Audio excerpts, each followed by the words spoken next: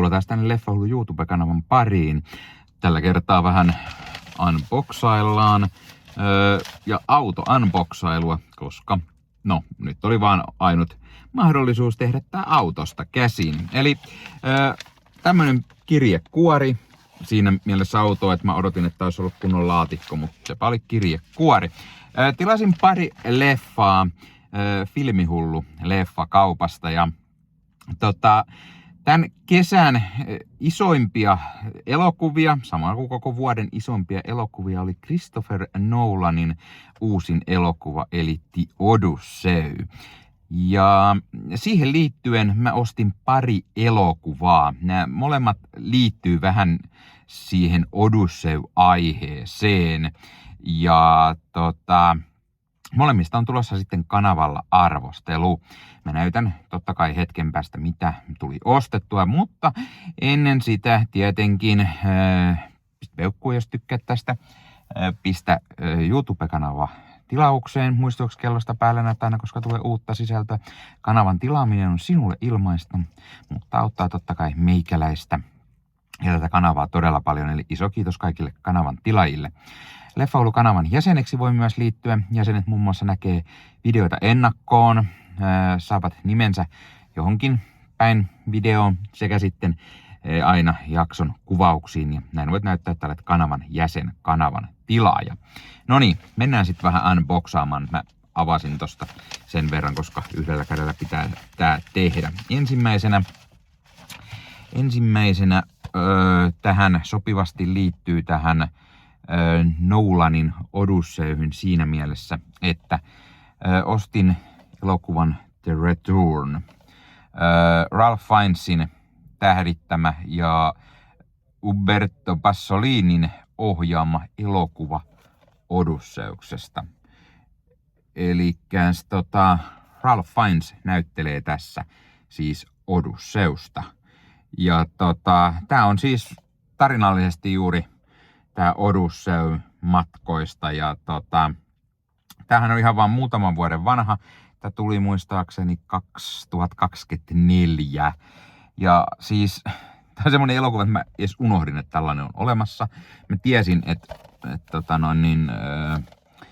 Fiennes teki sen, hän pisti itsensä aikamoiseen kuntoon tätä leffaa varten, mutta jotenkin mä olin unohtanut, että tää oli siis Odyssey-elokuva. Ja tässä tosiaan Juliette Binoche myös mukana. Ja tää on tuontileffa Blu-rayna. Ja siis no, ensinnäkin mä en tiennyt, että tää on tämmönen, että siinä on pahvisliive myös, koska sitä ei tuolta nähnyt ollenkaan tuolta Filmihullun verkkokaupasta. Hintaa tosiaan 25 €. Mutta koska tää on leffa, minkä mä halusin nähdä, lisää Odyssey-leffoja, vähän verrata, miten se toimii verrattuna Nolanin leffaan. Ja sitten tää on semmonen leffa vielä, mitä ei ole missään suoratoistopalvelussa. Tätä ei löytynyt edes digitaalisesti vuokrattavana tai ostettavana, kun mä yritin etsiä. Tätä ei myös hetki sit ollut julkaistu, että on ilmeisesti just nyt tullut. Ehkä Nolanin Odyssey sit saattelemana sitten on julkaistu, tai sitä on ainakin tullut meille tonne Filmihullu hommannut tätä hyllyynsä. Ja täällä on tämmönen joku Q&A-pätkä, jossa sitten haastatellaan Ralph Fiennesia ja ohjaaja Umberto Pasolinia ja sitten on jotain Kreikkaan ja Roomaan liittyvää juttua. Tämähän on siis kreikkalais, englantilais, italialais elokuva, ellei vähän väärin muistaa. Mutta tosiaan Odysseyn matkasta kertoo. Sitten toinen, mikä liittyy aiheeseen, jahka mä sen tuolta pussista pois saan, on juuri julkaistu Troja-elokuva Arrow-videon 4K:na, eli Troy. Tää kaikki todennäköisesti tietää Brad Pittin tähdittämä Wolfgang Petersenin ohjaama elokuva Trojan sodasta.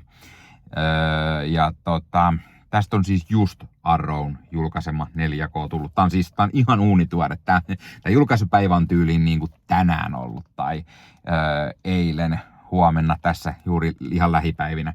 Joten tää on aivan uunituore Arrow-videon julkaisu. Niin tosi mahtavaa, että koska Odyssey on niin iso hitti ollut, se on vuoden toisiksi eniten tienannut elokuva tällä hetkellä, niin hienoa, että moni varmaan haluaa nähdä myös tämän Trojan uudestaan, niin hienoa, että Arrow-video teki tästä sitten tämän 4K-julkaisun. Ja tämä on tosiaan Wolfgang Petersenin ohjaama herra, joka on esimerkiksi ohjannut Das Boot-leffan, mikä on yksi kaikkien aikojen kovimpia sukellusvene-leffoja. Häneltä tuli tämä Troja 2004, ellei mä nyt ihan väärin muista.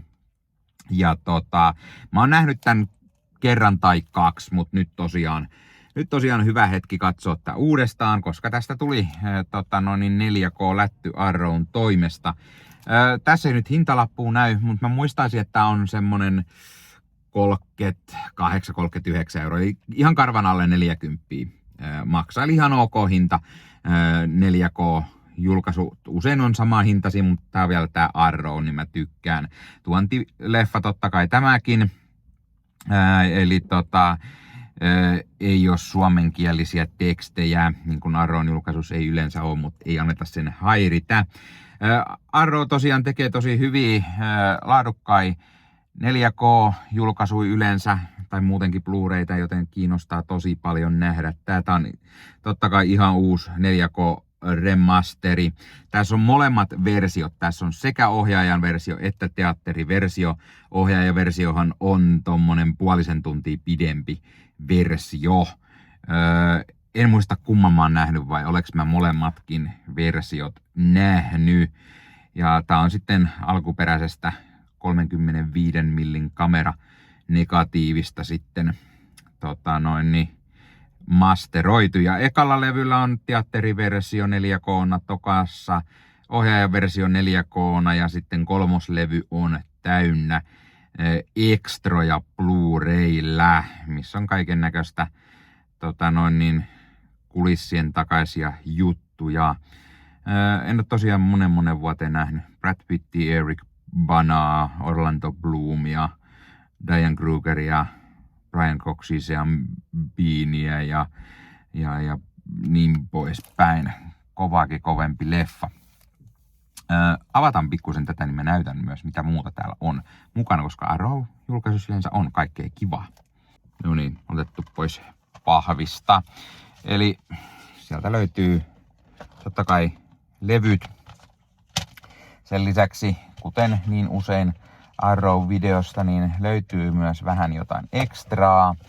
Eli tuttuun tapaan pieni vihkonen, missä sitten lisää juttuja, kaiken näköistä elokuvaan liittyvää materiaalia. Mukavia nämä pikku vihkoset.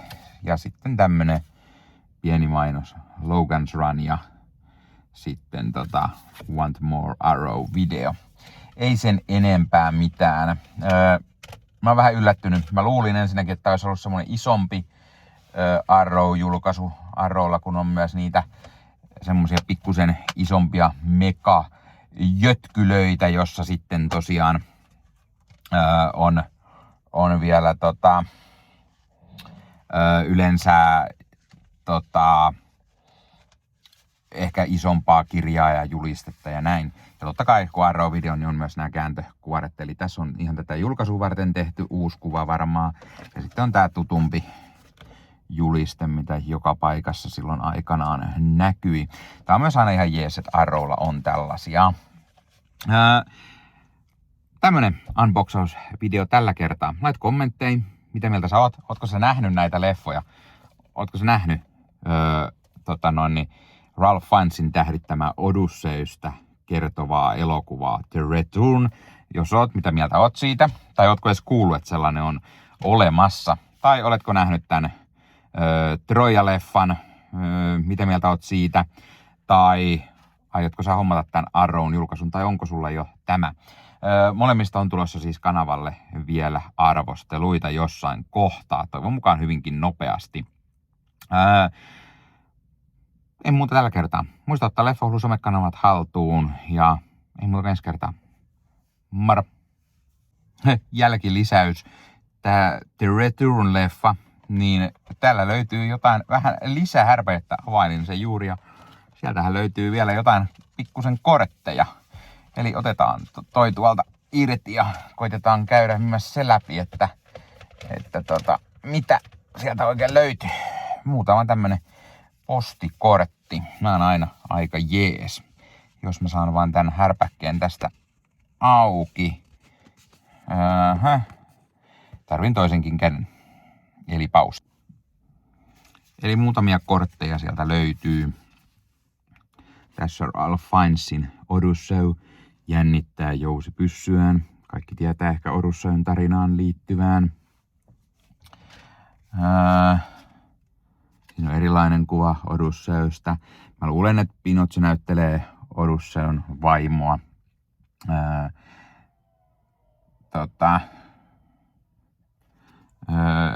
Penelopea.